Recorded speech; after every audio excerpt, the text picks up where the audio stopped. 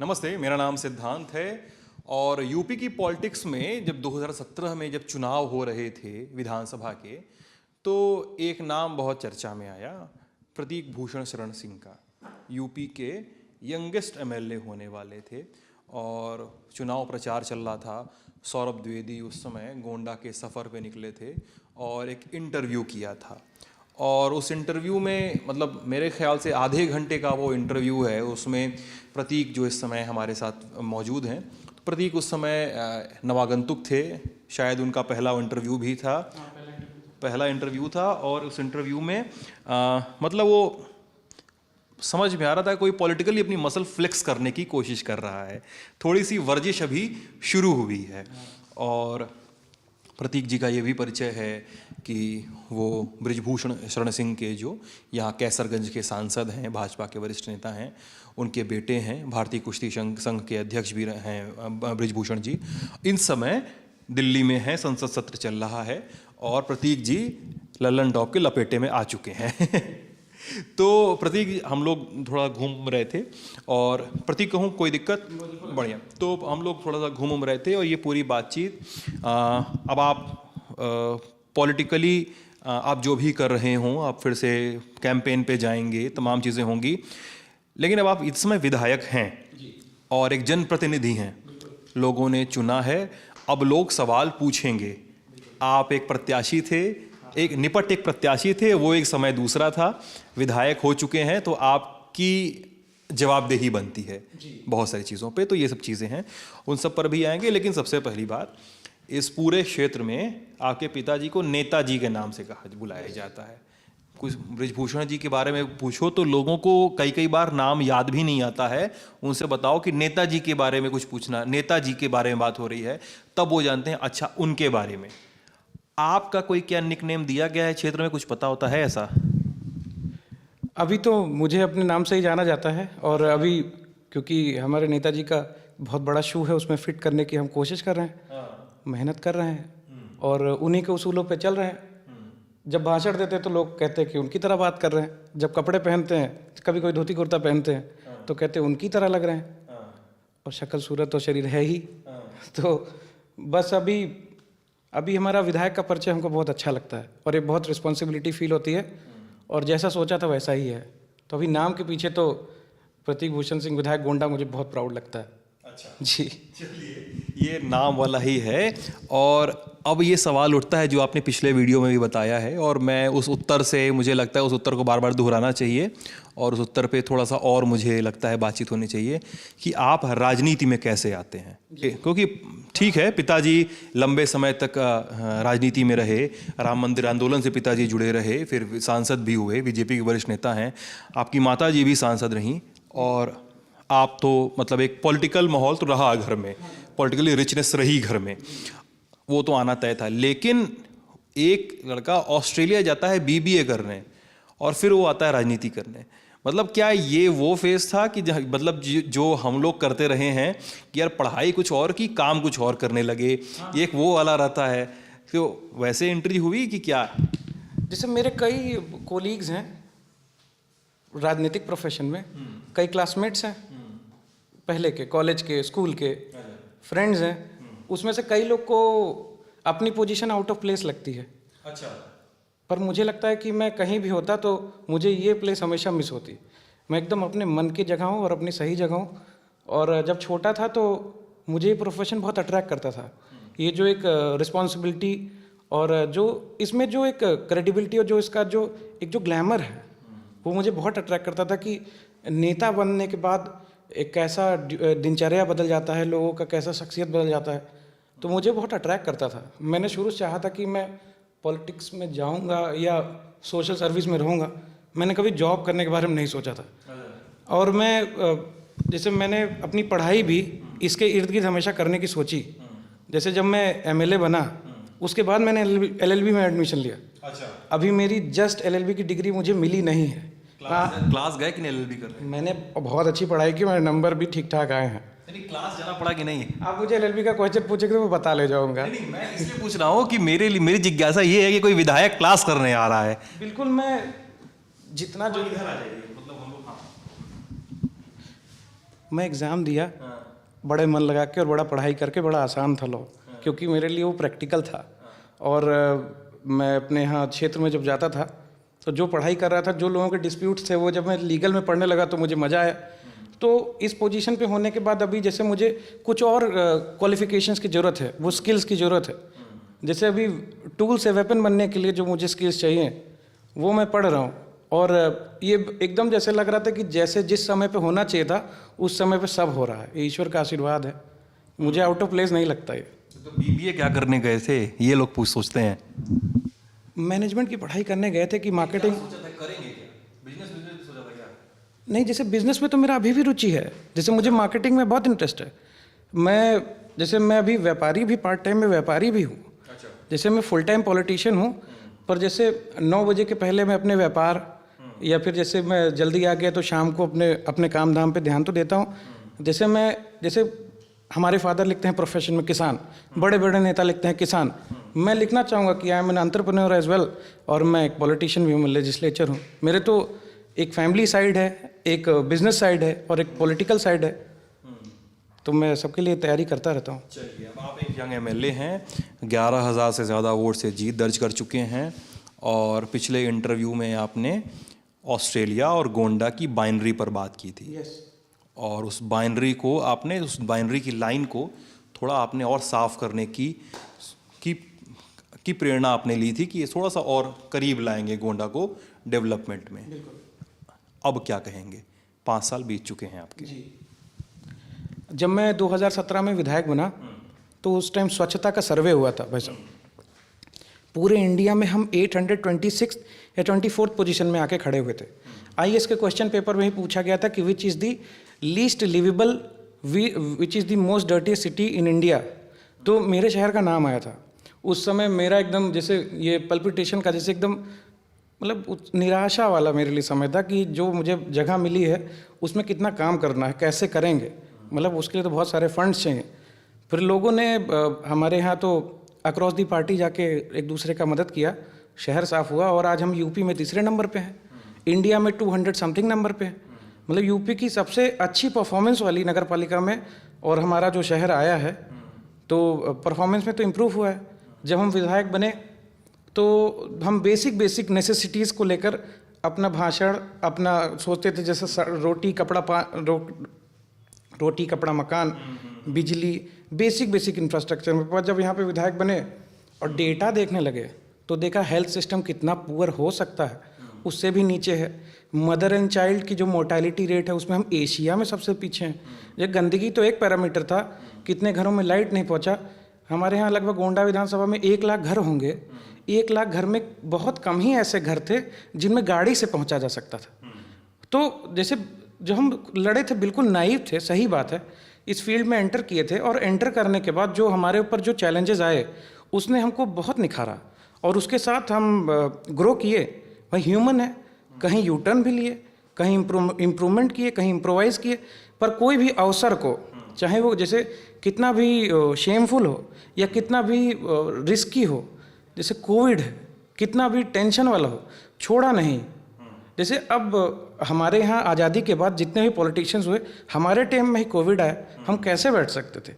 ऐसे बहुत सारे अवसर हमको मिले जिसके लिए हमको काम करने का मौका मिला। और आई एम वेरी प्राउड कि मुझे अपने पहले सेशन में मुझे काफ़ी अच्छे मौके मिले और मैंने उसको बड़ा इन्जॉय करके काम किया। अच्छा। और रिजल्ट्स हैं भाई साहब। हम लोग के यहाँ जो जैसे मेडिकल कॉलेज आ रहा है, हॉस्पिटल्स में जो व्यवस्था इंप्रूव हो रही, पहले 117 डॉक्टर थे, अब उससे काफ़ी अच्छी संख्या है। कई सारी CHCs और PHCs में बड़ी खस्ताहाल थी, काफ़ी इंप्रूवमेंट हुआ, और कोविड ने भी हम लोग को बहुत कुछ दिया है। स्कूलिंग के मामले में, इधर स्कूल के मामले में काफ़ी हम ठीक हुए हैं, कई घर में बिजली पहुंची है। हम लोगों ने इन सारी समस्या का हल नहीं निकाल लिया है, पर हम ऐसे ट्रैक पे हैं कि अब हम पॉइंट ऑफ नो रिटर्न पे हैं। अब समझौता कोई नहीं करने वाला, ना हम ना हमारी पब्लिक।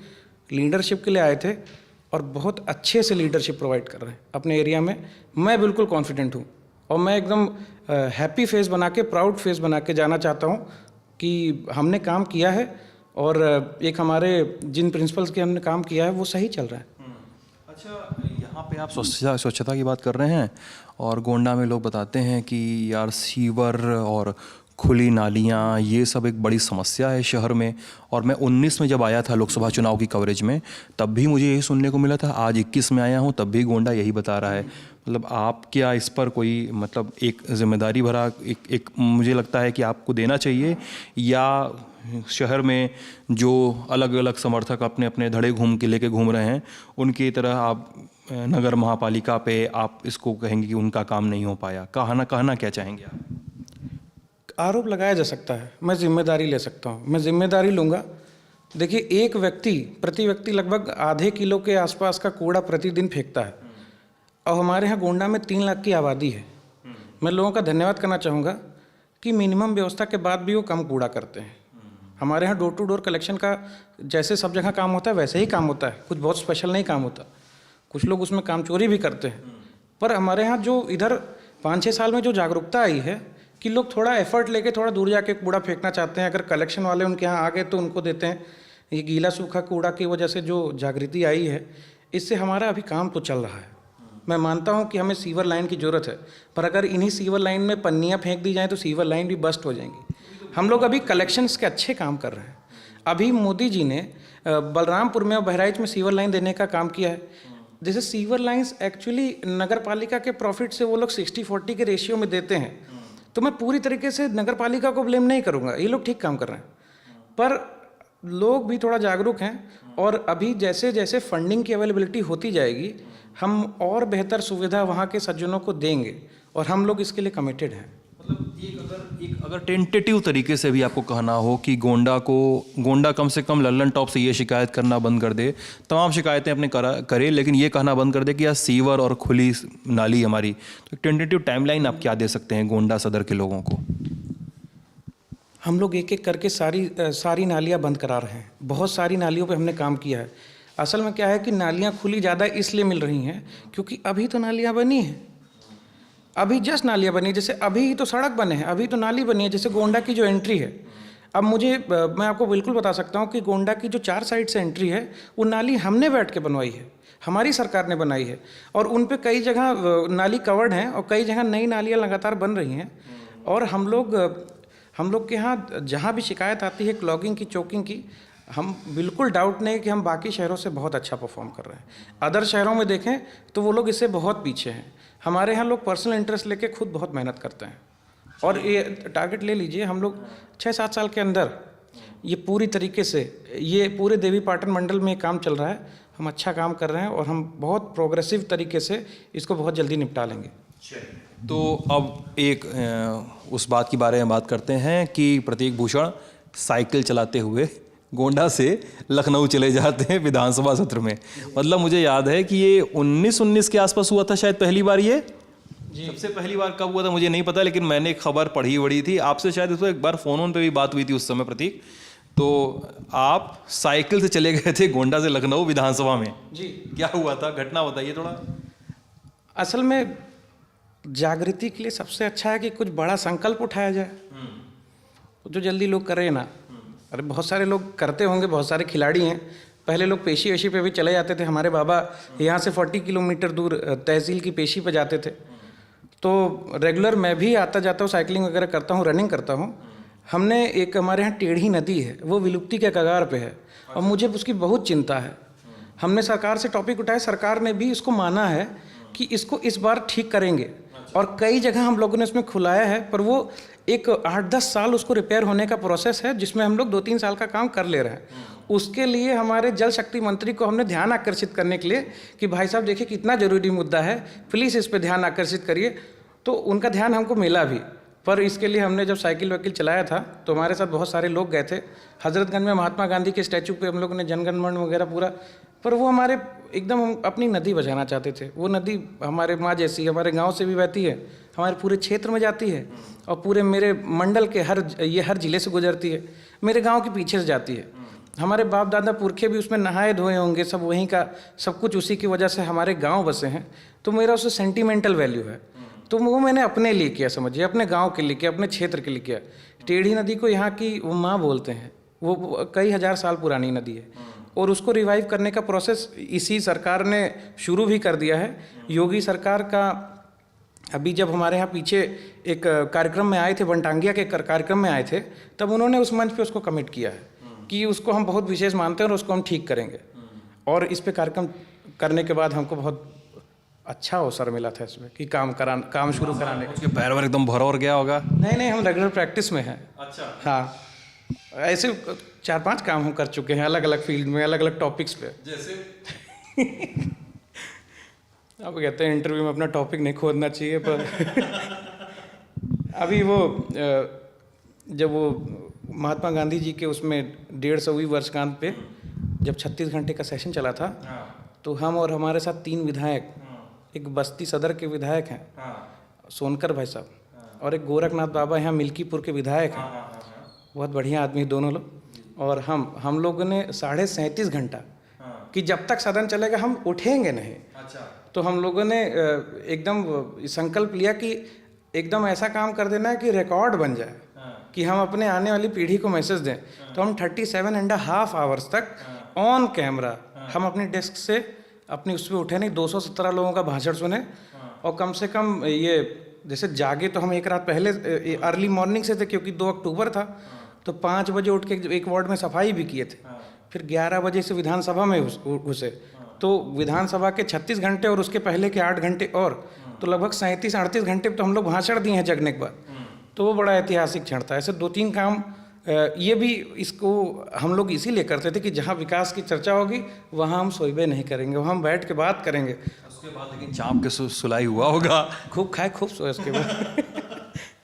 हम लोग उसमें एक स्वच्छता के मुझे लेसन लेना था कि मेरे एक दोस्त हैं, उन्होंने बताया था कि माउंट एवरेस्ट पे आप लोग भी कभी कवर करिएगा, एक स्वच्छता का वो लोग प्रोजेक्ट चलाते हैं। वो हम लोग कोशिश कर रहे हैं कि अपने आप ही लोग करें कि बेस कैंप से जो लूकला एयरपोर्ट है वहाँ से बेस कैंप तक अपना कूड़ा वो लोग एक पन्नी में कलेक्ट करते हैं और एक संस्था को, NGO को जाके दे आते हैं।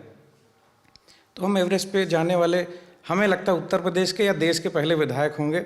हम बेस कैंप पे उत्तर प्रदेश की तरफ से गए कि हम उस सफाई के प्रोजेक्ट को कॉपी करें, और उसके बाद से हमारे यहाँ ये जो कई ये यात्राएं नहीं निकलती जो शिव भक्त करते हैं, उसमें फिर हम लोगों ने प्रोजेक्ट शुरू किया था कि आप अपना गंदगी खुद उठाएं और ले जाके उस पॉइंट पे हमारे उस बॉक्स पे जमा करें। तो ऐसे कई सारे काम हम लोग को अवसर के रूप में मिले, खूब मज़े से आनंद लिया। अच्छा, ये अब क्षेत्र की फिर वापस आते हैं। क्षेत्र में ये बात बार बार होती है कि मुझसे कई लोगों ने कहा कि आपके पापा बृजभूषण जी सत्र रहता है तो आते हैं दिल्ली से, और नहीं रहता है तो शनिवार रविवार को कायदे का एक सेशन लगता है, समय देते हैं। किसी का 1 घंटा है, मान लीजिए किसी को 1 घंटा दिया तो उसका 1 घंटा डेडिकेटेड है उसके लिए, उसको 1 घंटा दिया, बात की उससे, उसका समय कहीं नहीं जाएगा, उसका मतलब अब जनता के लिए उपलब्ध हैं। लेकिन फिर वहीं लोग एक बाइनरी ड्रॉ करते हैं प्रतीक भूषण पे, कहते हैं कि प्रतीक काम कर रहे हैं नहीं कर रहे हैं वो अलग मुद्दा है, लेकिन प्रतीक समय देकर भूल जाते हैं लोगों को, प्रतीक समय नहीं दे पाते जनता को, अपने पापा वाला काम अभी नहीं कर पा रहे हैं प्रतीक, ये बार बार कंपेयर होता है। अब मुझे भी मिला दीजिए, कोई इतना शिकायत कर रहा है मैं उसे सॉरी और ही बोल दूं। मैं अपने टाइम के लिए बहुत पंक्चुअल हूँ, और मैं ऑन कैमरा कहना चाहता हूँ कि अगर मैं किसी को समय देकर अगर ओला दे दिया हूँ तो आई एम वेरी सॉरी। मैं बहुत टाइम की फ्रैंक हूँ, और मेरे फादर क्योंकि बहुत फ्रैंक हैं, और जिसके फादर बहुत डिसिप्लिन में होते हैं वो अपने बच्चों को बहुत डांटते हैं। मेरे फादर इसके लिए बहुत, जैसे जो मेरे फादर का रूटीन है उनको इससे बहुत फ़ायदा मिला है कि संकल्प है कि संडे को बैठना है, चाहे दुनिया किसी कोने पर रहो, आओ अपना दोपहर तक अटेंड करो और फिर चले जाओ। बड़ा आराम ही आराम है, जिसको मिलना है वो एक आपको आसानी से मिल जाएगा। और फिर हम नॉर्मल वीकडे में हम बाहर जाते नहीं जल्दी, मैं सबको समय देता हूँ। और मेरे इधर विधानसभा में बहुत थोड़े से गांव ही हैं। मैं तो लोकसभा में जैसे हमारे फादर के साथ और मंडल के कई विधानसभाओं में कई जिलों में जाना आना होता है, तो मैं तो इन्हीं के बीच में रहता हूँ। अगर हो सकता है कि उसमें किसी इम्पोर्टेंट प्रोग्राम की वजह से किसी को मिस हो गया हो तो वही एक हमको लगता है संयोग से आपको व्यक्ति मिल गया है। ये भी लोग कहते हैं कि आप स्थानीय मीडिया से भी नहीं मिलते हैं। मैं इंटरेस्टिंग लोगों से ज़रूर मिलता हूँ भाई साहब। अच्छा। हाँ, मैं बिल्कुल मिलता हूँ। देखिए आप मैं इंटरव्यू से असल में भगता हूँ। इंटरव्यू से भगता हूँ। अच्छा, काहे? इलेक्शंस है ना, इसलिए इस बार जितना पूछना है पूछ सकते हैं। वैसे मैं इंटरव्यू से भगता हूँ क्योंकि मैं फेसबुक पे बहुत एक्टिव हूँ। अच्छा। मैं अपना डेली का पोस्ट करता हूँ। अगर कोई मुझे मेरे बारे में जानना चाहे तो 2015 से अब तक के मेरे फेसबुक पोस्ट देखे, जिसमें मैं खुद कहाँ खड़ा हूँ, क्या कर रहा हूँ। तो ऑलरेडी जब एक डॉक्यूमेंट्री इतनी बढ़िया पहले प्रिपेयर हो रही तो जवाब के देना उनको बताओ, लिंक लीजिए, उसमें जाके देखिए। अब जैसे कोई चीज़ जब हम खुद ही कर रहे हैं, हम खुद ही अपना आंसरेबल हैं, लोग से मैं डायरेक्ट बात कर रहा हूँ, तो हम अब मेरा बहुत इंटरव्यूज़ नहीं देखेंगे, मैं रादर अपने ही वीडियोस पोस्ट करता रहता हूँ जो भी मैं कुछ करता हूँ। आप सोशल मीडिया पे बहुत एक्टिव हैं। अक्टूबर 2020 में आपकी एक फ़ोटो बहुत वायरल हुई थी जिसमें आप एम्स में ज़मीन पर बैठे हुए दिखे थे, दिल्ली एम्स में। मतलब शिव कुमार वर्मा आपके गोंडा के एक थे, उसकी आंखें ख़राब हो गई थी उस व्यक्ति की। लखनऊ में भी इलाज हुआ था, कुछ नहीं हो पाया था। फिर जुगाड़ लगा के पूरा सोर्स पानी से आपने शायद वहाँ रह के, वहाँ बैठ के एम्स में उनका इलाज करवाए थे। 3 लोगों के साथ आपकी वो फ़ोटो वायरल हुई थी। वो शिव कुमार उनके बेटे हैं, उनके आपने वहाँ पे मतलब जब तक इलाज ऑपरेशन नहीं हुआ आप वहाँ बैठे हुए थे, ये कहा जाता है। जी, मुझे दिल्ली जाना था काम से। वो मेरे पास आए कि मैं क्षेत्र भ्रमण में था कि मुझे डॉक्टर जवाब दे रहे हैं। तो मेरी ये बात हुई एम्स में एक फ्रेंड से कि ये वाला इलाज हम यहाँ दिल्ली में कर सकते हैं। तो हम कहें पहुँचो तुम दिल्ली, हम भी पहुँचते हैं। तो फिर गए, उनका अपॉइंटमेंट कराए और ईश्वर के आशीर्वाद से थोड़ा बहुत इम्प्रूवमेंट तो है। और जैसे थोड़ा आउट ऑफ वे जाके हेल्प करने से अच्छा बहुत लगता है। और ऐसे बहुत सारी चीज़ें हुई जैसे मैं जनरली ये सब पोस्ट नहीं करता, क्योंकि मेरा मानना है कि दान और दया और सेवा करने के बाद अगर प्रचार जैसे उसको फैलाने, जैसे प्रचार का अगर कोई मकसद हो कि सेवा लोग जानना चाहिए, उससे कोई पुण्य मिले, तब तो ठीक है। पर जैसे हम अपना बहुत फैलाते नहीं हैं, क्योंकि मैं अपने लिए किया था, अपनी सुविधा से भी किया था, अपना जा रहा था तो उसको भी कहा कि भाई चलो चल लेते हैं। तो ऐसे बहुत सारे काम हुए हैं जिससे मुझे अच्छा लगता है। पापा घर में रहते तो पॉलिटिक्स पे बात होती है कि नहीं? नहीं, बिल्कुल नहीं, केवल नियम कानून पे बात होती है। कैसा नियम कानून? कि टाइमली उठना है, टाइमली सोना है, 7 बजे के पहले खाना खा लेना है, 8 बजे के पहले बाहर पहुंच जाना है। मतलब ऐसी ऐसी बात होती है। पापा तो स्ट्रिक्ट है एकदम इस सब चीज़ को लेकर कि नियम कानून फॉलो करना है तभी काम हो पाएगा। वो इकोसिस्टम है उनका ये। अच्छा। ये उनके लिए नॉर्मल है। अच्छा। और हम लोग के लिए भी नॉर्मल है। अगर इसमें जैसे कुछ चेंजेस हुए तो वो न्यू नॉर्मल है और वो किसी को अच्छा नहीं लगता। हाँ। कि डिसिप्लिन से रहना है, कोई एकदम से उसमें छूट नहीं होनी चाहिए। तो काम की बात कब डिस्कस होती है? सांसद भी हैं इधर के, वो हमारे सांसद संयोग से नहीं है। आपके साथ संयोग से नहीं है। कैसरगंज के हैं। तो अब उनके विधानसभा के लोग जाने। हमारे सांसद तो कीर्तिवर्धन सिंह जी हैं। He is a nice guy. और उनसे काम का खूब डिस्कशन होता है और बढ़िया रहता है। वो बढ़िया आदमी है, बढ़िया बात करते हैं। अब कुछ बयान, कुछ घटनाएं। 11 दिसंबर 2019 कहा जाता है कि प्रतीक भूषण की गाड़ी से टकराकर प्रतीक भूषण की गाड़ी की टक्कर एक नीलगाय से हो जाती है। और दुर्घटनाग्रस्त हो जाती है, एयर बैग खुल जाता है, बाकी लोग बच जाते हैं। तो नीलगाय की भी मौत हो जाती है। और इस समय जब हम घूम रहे हैं प्रतीक, पूरे यूपी में, वेस्ट यूपी लगायत यहाँ तक, किसान बार बार चिल्ला कर छुट्टा जानवर, छुट्टा जानवर, छुट्टा जानवर। मतलब ये तो आप भी देख ही रहे होंगे अगर आप रिपोर्ट्स फॉलो करते होंगे। तो क्या प्रतीक भूषण का कहना है इस पर, इस घटना के आलोक में? अगर आप इन समस्याओं को देखें, इन सवालों को देखें, तो आप क्या कहेंगे? देखिए, मेरी जो वो नहीं, मैं किसान कहते हैं हमसे। मैं समझ गया आपका क्वेश्चन। मेरा जो एक्सीडेंट हुआ था वो नीलगाय से हुआ था, वो जंगली जानवर था। लोगों के एक्सीडेंट इन जानवरों से भी होते हैं जो लोगों ने छोड़े। अभी हम एज पब्लिक, एज गवर्नमेंट खुद ही इस पसोपेश में हैं कि ये जानवर भाई सरकार ने तो छोड़े नहीं, पब्लिक ने छोड़े हैं। और इनको कंटेन करने से ज़्यादा लोग छोड़ते जा रहे हैं। या तो पशुपालन बैन करा जाए, जो स्वावलंबी योजना के खिलाफ चला जाएगा, क्योंकि milk is source of cheap source of nutrients. हमारे यहाँ बहुत न्यूट्रिएंट डेफिशिएंसी वैसे है। तो ये क्योंकि स्वास्थ्य का मामला है, गवर्नमेंट बहुत कंटेन करने का कोशिश कर रही है। जो बहुत सारे जानवर घूम रहे हैं, ये कसाई खाने जो इलीगल तरीके से बंद हो गए थे, गोंडा वोंडा में भी चलते थे, यहाँ नवाबगंज में पीछे चलता था, इलीगल स्लॉटरिंग बंद हो गई है और लोग लगातार छोड़ते जा रहे हैं। अभी देखिए, हम जिस प्रकार के वातावरण में रह रहे हैं, जो वेस्टर्न कंट्रीज़ हैं जिनको हम वेस्टर्न करते हैं, उसमें सारा डेयरी से आता है। भविष्य में 20 साल बाद भारत में भी डेयरी से ही दूध आएगा। पर अभी इस प्रोग्रेशन में लोग अभी घर पे बांधने का क्योंकि कल्चर है, अभी लखनऊ वगैरह में शहर में लोग नहीं बांधते, पर अभी भी लखनऊ के आउटर स्कर्ट्स में बाराबंकी से ही शुरू हो जाता है, लोग घर पे बांधते हैं। पर लोगों को इसका सही डिस्पोजल का कोई क्लू नहीं है। भाई कैटल का डिस्पोजल कैसे हो सकता है, सोचना भी थोड़ा सा टेंशन वाला है। कैटल मतलब मेरे ख्याल से पालना भी तो एक महंगा सौदा ही होगा ना प्रतीक। जैसे कैटल लोगों ने बांधा अपने बच्चों के लिए, जैसे आप तो देखे कि बुजुर्ग लोग तो दूध भी नहीं पीते, बच्चों के दूध के लिए लोग पालते हैं। एक ह्यूमन टच उसको दे रखा है, न्यूट्रिशन के चक्कर में, बच्चों के चक्कर में, चाय के चक्कर में। पर उसको जैसे जब वो पुरानी हो जाती है तो लोग उसको खेत देते हैं, आदमियों को खेत देते हैं, वृद्धाश्रम भेज देते हैं, वैसे ही इनको भेज देते हैं, अपने घर से निकाल देते हैं। अब गवर्नमेंट धीरे धीरे करके उसको कंटेन करने की कोशिश कर रही है। योगी जी ने ये भी कहा कि कोई इसको बांधता है तो हम उसको कुछ पैसे भी देंगे। बहुत सारा कंटेन करने का प्रोजेक्ट बना रही, पर इतनी आबादी हमारे यहाँ ज़्यादा है लोगों की और लगातार लोग छोड़ते जा रहे हैं, अब कार्रवाई नहीं कर सकते। जैसे हमारी सोसाइटी डिमांड नहीं कर रही है कि आप इस पर कार्रवाई करें। जैसे हमारी सोसाइटी दूसरे प्रकार की है, हम काऊ को पूछते भी हैं और दूध पीने के बाद उनको खेत भी देते हैं, और हमारी सोसाइटी ही नहीं अलाउ कर रही है कि स्लॉटर चले, हम लोग नहीं अलाउ करते। अभी कुछ दिन में गवर्नमेंट कुछ इसमें और कंटेन करने के प्रोजेक्ट्स बना रही है। हम इसमें बहुत बड़े पैमाने पे लावारिस नहीं है भाई साहब, बहुत बड़े पैमाने पे नहीं है, बहुत बड़े पैमाने पे छोड़े जा रहे हैं। और जो विपक्ष आवाज़ उठा रहे हैं, जैसे हम लोग भी यहीं के लोग हैं, हमसे विपक्ष बताए कि इसका एग्जैक्टली क्या प्लान बनाया जाए। हम लोग भी एक्सपर्ट्स की ओपिनियन ले रहे हैं, गवर्नमेंट हमारी ले रही है। गवर्नमेंट ने कहा कि आप उसको स्लॉटर हाउस से भेजना बचाना चाहते हैं तो आप इनको एक कंटेनमेंट जोन बना के करें, और वहाँ पर इनको चारा मनरेगा से और उसके सब हिसाब से कुछ व्यवस्था कराएं। ये सोसाइटी की डिमांड है।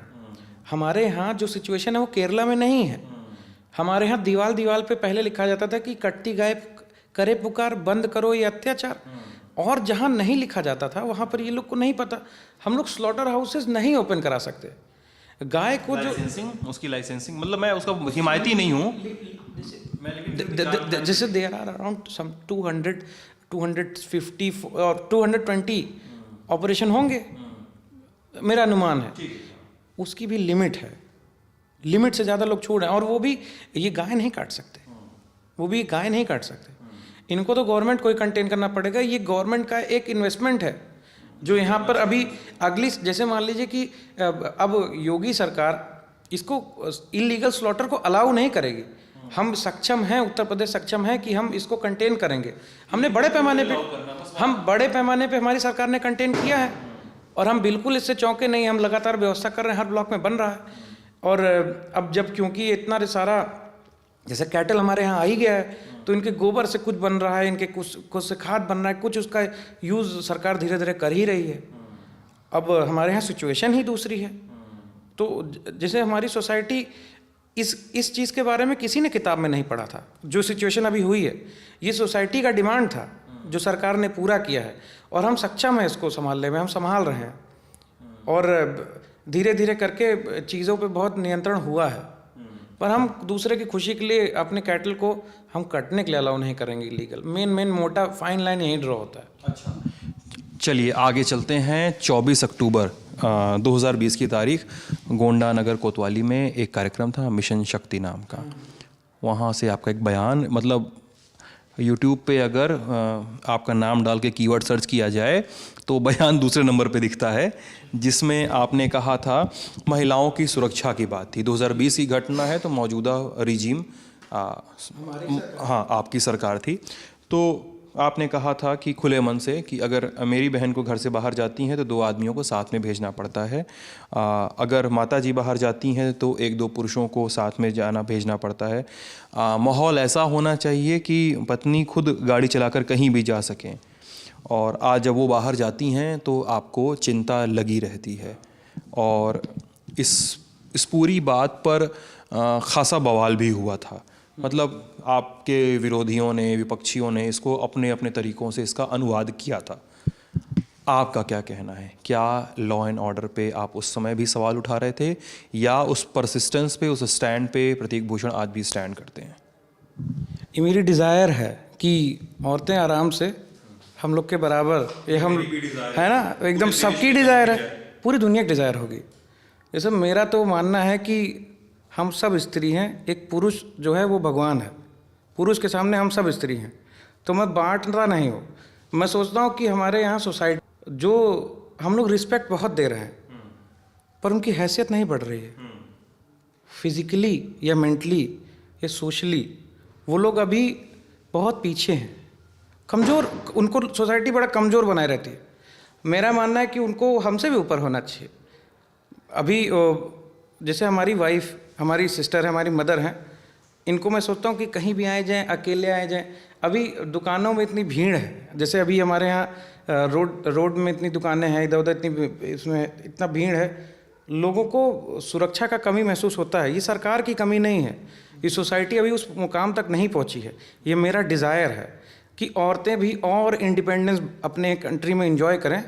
और ये एक भारतीय जनता पार्टी का एक बड़प्पन है कि मैं खुले मन से अपनी डिज़ायर रख सकता हूँ।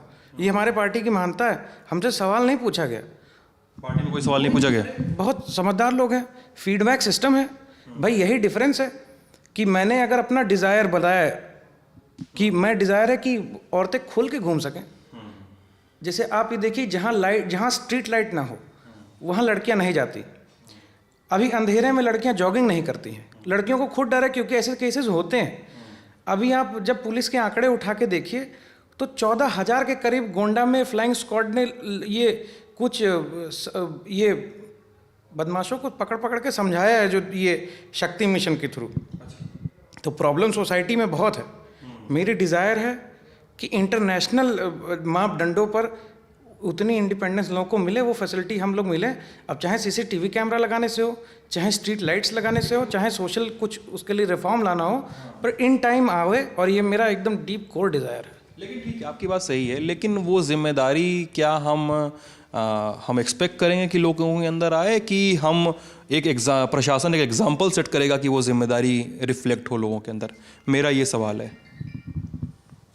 प्रशासन की जिम्मेदारी है कि लोगों के साथ मिलकर इस चीज़ को दूर करें, इसकी जागृति फैलाएं। और हम सबको खुले मन से कहना चाहिए कि औरतें हमारे बराबर हैं। वो गाड़ी चलाएं, हम बगल में बैठें, ये हमें सौभाग्य मिलना चाहिए।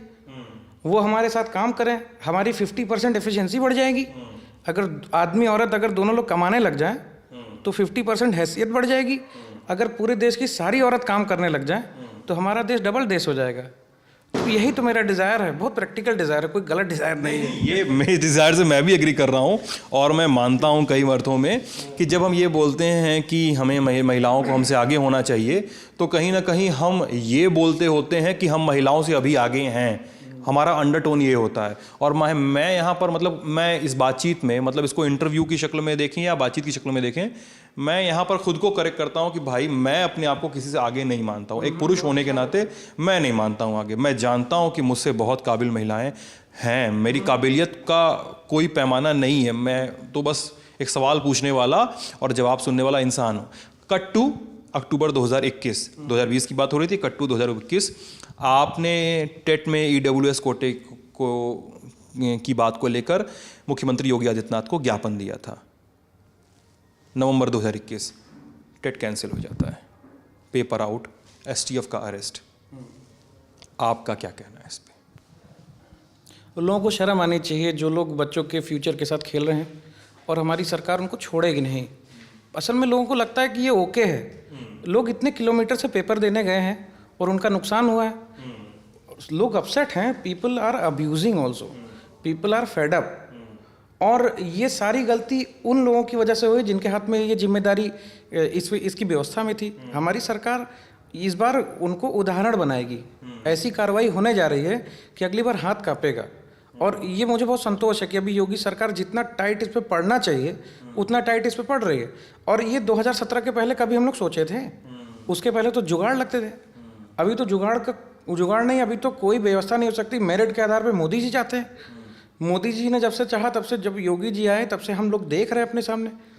और टेट के साथ जो हुआ वो दोबारा किसी टेस्ट के साथ नहीं होगा, ये मुझे विश्वास है अपनी गवर्नमेंट पे।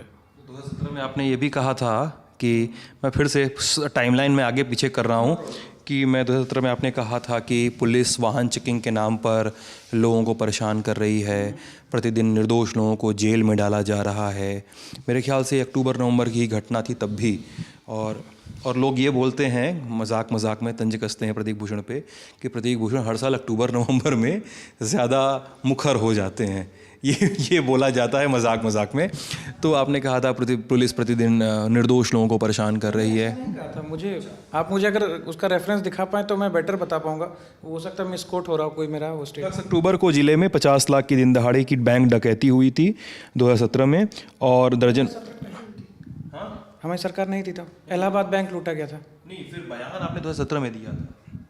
चलिए उस पर बात करते हैं। तो उस पे कहा गया था, कहा कि पुलिस की मौन सहमति से नारायणपुर ईधा, नारायणपुर बली, रामनगर तरहड़, दरियारपुर में अवैध खनन का कारोबार बेरोक टोक जारी है। ये सब बातें हो रही थी वहाँ पे। और पालिका क्षेत्र में पुलिस अवैध वसूली करके लोगों को परेशान कर रही है। आप मतलब इस बयान को लेके काफ़ी रिफ्लेक्शन है, लोग इसको पसंद भी करते हैं और फिर ये सवाल भी उठाया जाता है कि प्रतीक भूषण ऐसे बयान दे रहे हैं, मतलब एक चिंतित रवैया भी है। मैं अपने इसके लिए आंसरेबल हूँ।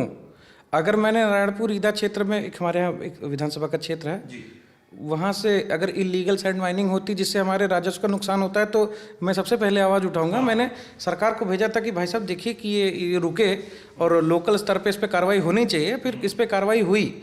अब अगर हम अपने सरकार को बताएं ना, जैसे कई बार हम अपने सरकार में जैसे इतना हम लोग को अलाउड है कि हम लोग बोल सकते हैं, we have teeth, we have tongue, we have lips. हमारी सरकार हमको पोस रही है कि तुम बताओ क्या तुम्हारे यहाँ क्या जरूरत है, रोकती नहीं है। ये कोई फाउल स्टेटमेंट्स नहीं है। अगर कुछ इलिसिट एक्टिविटी हो रही तो we have a right to speak, we are leaders, we are providing leadership. और सैंड माइनिंग हो या फिर ये इलिसिट शराब हो, पर्सनली अब खुद तो जा नहीं सकते बंद कराने, सिस्टम नहीं है तो चेताना प्रतिनिधि हैं, तो चेताना पड़ता है। तो जैसे सबसे अच्छा तरीका होता है कि अपने मजिस्ट्रेट को आप चिट्ठी लिखिए कि भाई साहब देखिए, ये जैसे अभी हमारे यहाँ कुछ दिन पहले एक मदर एंड चाइल्ड का देहांत हो गया, तो मैंने अपने डीएम साहब को हाथ से चिट्ठी लिख के, इंग्लिश में एकदम फ्रस्ट्रेट हो गया तो मैं हाथ से चिट्ठी लिख के दिया। हमारे डीएम साहब को अच्छा लगा, पेपर में आया कि उन्होंने वो ये किया वो किया, बहुत गलत नजर देखा है। पर मेरे यहाँ एक मदर एंड चाइल्ड का देहांत हुआ है, बहुत बड़ी न्यूज़ है।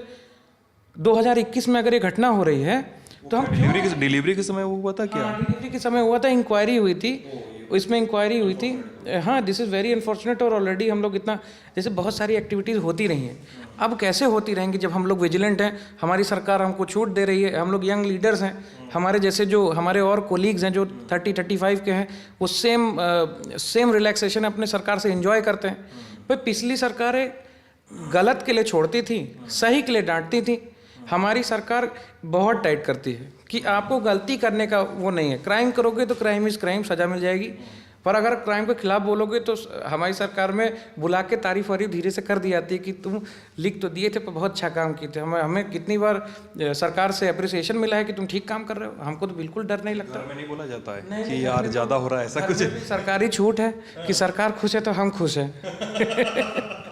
मीडिया से नहीं, जैसे कई बार लोगों को समझ में नहीं आता। ये हमारा जॉब है कि चीज़ें सही रहें।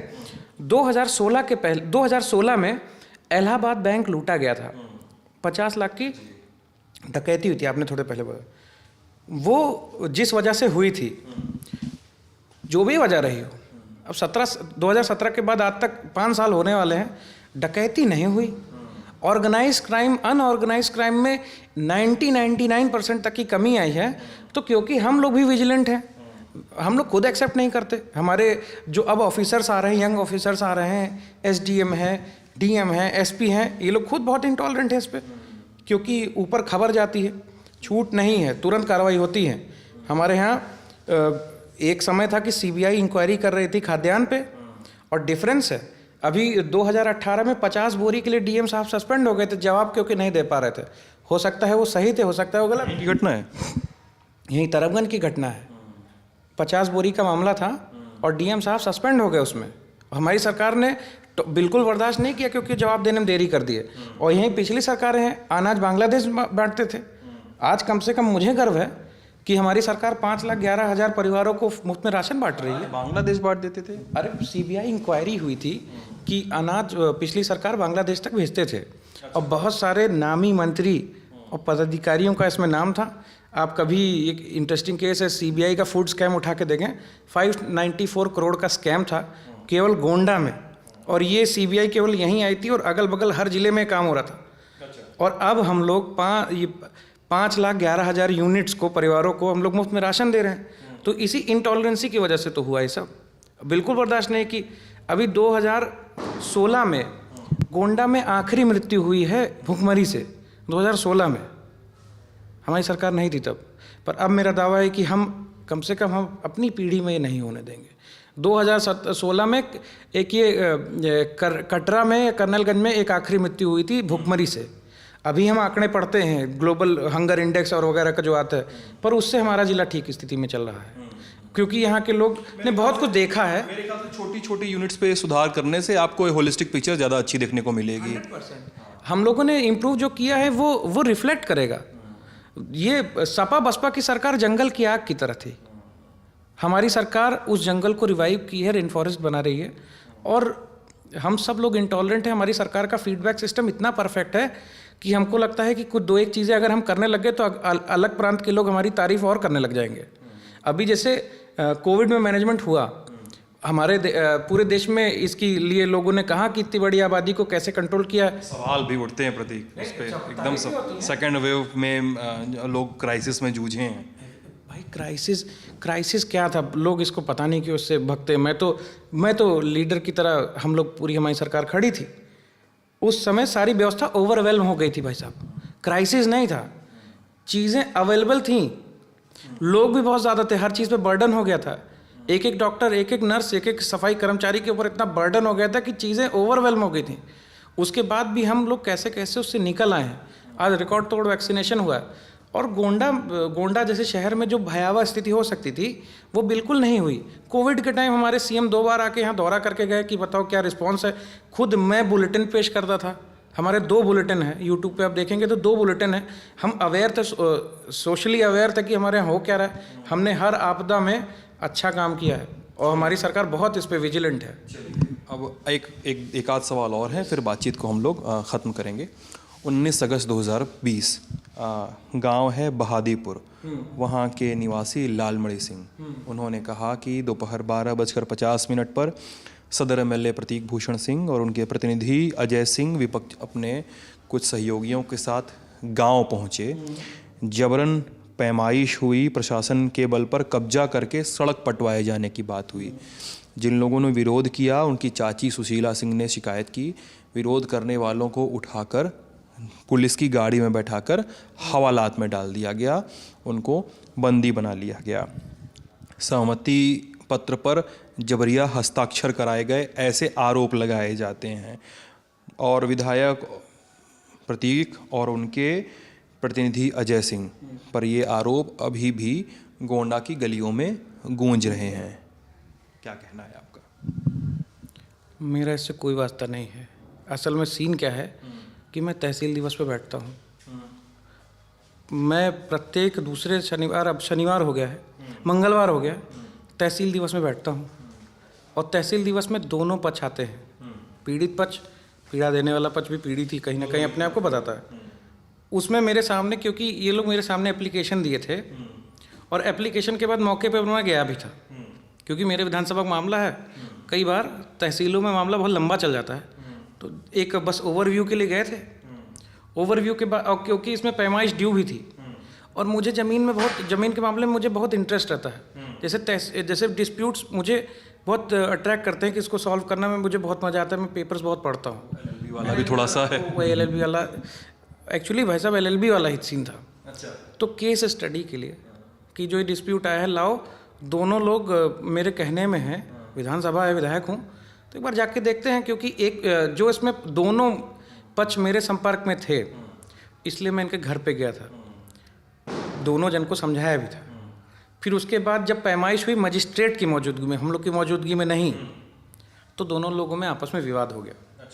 ये इनका निजी डिस्प्यूट है, और मेरा बस इसमें एडमिनिस्ट्रेशन के रूप में मैं जिम्मेदारी लेता हूँ कि इन लोग में डिस्प्यूट हुआ। हाँ, वी आर वेरी सॉरी, पर इन्हीं दोनों का आपस में डिस्प्यूट था, और दोनों पड़ोसी हैं, दोनों रिश्तेदार हैं, हम लोग साइड्स नहीं ले सकते। और इसी मार्जिन से, इसी लेवरेज से वहाँ मौके पे गए थे।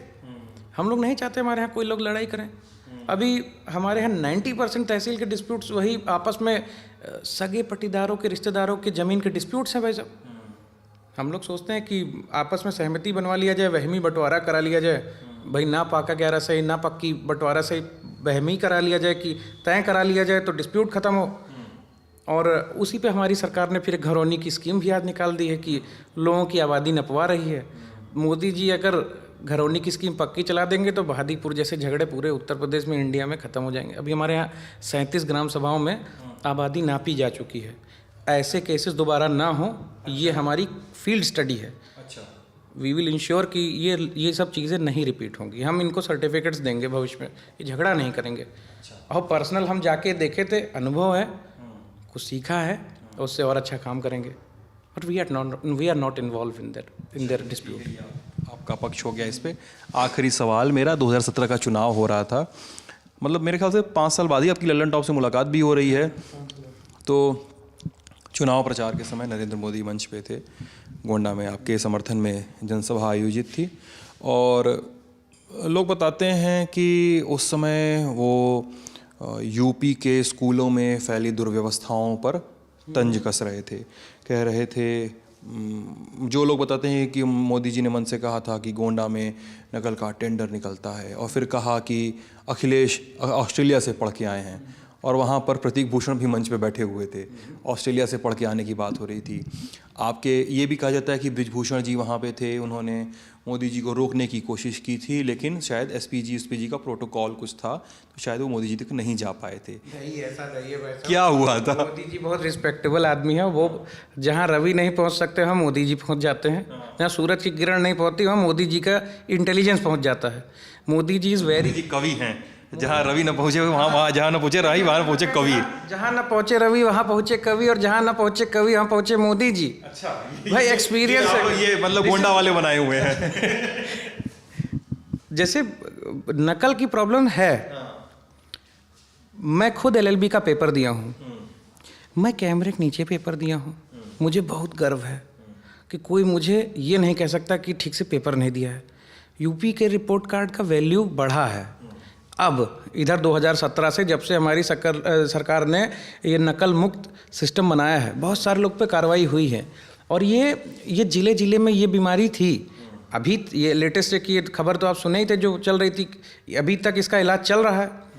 सरकार ने लाइन ड्रॉ की कि ये काम सुधरना है, और सुधरा उसके बाद से। घटना उस दिन क्या हुई थी, मैं ये बोल उस दिन आप बयान पलट के देखिएगा तो उन्होंने बहुत अच्छे से यूपी की इस कॉमन प्रॉब्लम को एड्रेस किया, और लोगों ने इसको हाथों हाथ लिया, क्योंकि सब देखते हैं कि पहले नकल वकल बहुत ज़्यादा होती थी। ये बात कहे तो आपके दिमाग में चला, अरे ऑस्ट्रेलिया तो हम भी पढ़ के आए। नहीं, हमको मज़ा बहुत आया।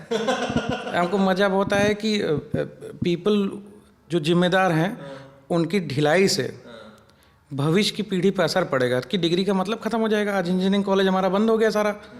बहुत सारे लोग डिग्री लेने के बाद बेकार हो रहे हैं, क्योंकि लोगों को पता है कि उनकी डिग्री के बाद उनको एक और डिग्री चाहिए, जैसे बीए और एमबीए का कोई मतलब नहीं आज की डेट में। वैसे ही सिस्टम चल रहा है कि डिग्री का मान बढ़े, अगर नकल वकल ना हो, स्किल निकले, अच्छे बच्चे बने। और अभी बड़ी ईमानदारी से तभी हो पा रहा है, मेरिट का सिस्टम हो रहा है। उस दिन भी मंच पे मोदी जी यही बहुत बढ़िया बात कर रहे थे, और मैं इससे बहुत सहमत हूँ। मोदी जी बहुत ज़रूरी बात कहे थे, और उसी बात पर आज योगी जी मोदी जी की बात से असहमत हो भी नहीं सकते। कम ऑन प्रतीक, आप हो भी नहीं सकते यार। मेरी तो उनसे आज तक मुलाकात नहीं हुई। मैं कितनी बार चाहे कि एक बार उनसे आशीर्वाद मिल जाए, फिर नहीं हो पाई। डायनामिक। चलिए, अब आपके बारे में ये चर्चा है आखिरी कि हो सकता है प्रतीक भूषण इस बार गोंडा सदर से चुनाव न लड़े। लोग ये पता नहीं क्यों बार बार ये कह रहे हैं हमसे, और कुछ लोगों को तो पता चल गया कि मैं इधर से नवाबगंज से होते हुए कहीं आगे जा रहा हूँ, तो उन्होंने कहा कि अगर प्रतीक जी से मुलाकात हो तो ये भी पूछ लीजिएगा कि क्या कुछ मूड बन रहा है कहीं और जाने का। देखिए, मैं काम कर रहा हूँ वो मैंने ऐसे ही काम करने के लिए सोचा था, और मैंने अभी भविष्य में इसी सीट पर बहुत अच्छा काम करने के लिए सोचा है। और क्या, इतना बढ़िया काम मैं छोड़ कैसे दूँ, वो भी दूसरे के लिए छोड़ूँ।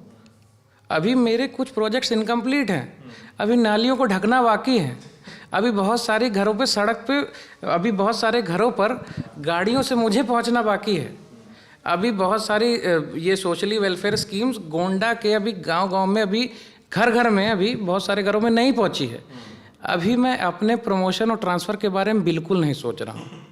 मुझे कहीं अब महिला हो जाए तो साड़ी पहन कर नहीं लड़ेंगे, छोड़ेंगे। हाँ, सीट सुरक्षित हो जाए, सर्टिफिकेट नकली नहीं बनवाएंगे, पर जो मेरी पहचान है मुझे उस पर बड़ा गर्व है। जरूरी तो उस समय ये होगा कि घर से कोई लड़ेगा, पत्नी लड़ेंगी, ऐसा तो नहीं होगा कि पत्नी। हमको नहीं इस डिस्कशन में पढ़ना भाई साहब। हमको अपना पता है, मछली का आँख की तरह दिख रही। गोंडा सदर में अच्छा काम करोगे तो लोग बहुत प्यार करेंगे। हम इसके पहले जब आए थे तो लोग बहुत जज कर रहे थे कि पता नहीं कैसा होगा, ऐसा होगा, वैसा होगा।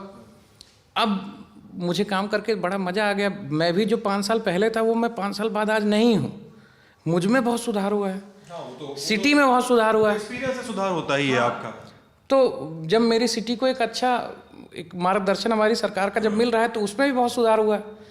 हम कहीं नहीं जाएंगे, हमको कोई भेजेगा भी तो हम नहीं जाएंगे। हम अपना काम एकदम चिपक के बैठे, जब तक कंप्लीट नहीं कर देंगे तब तक कुछ आगे सोचेंगे नहीं।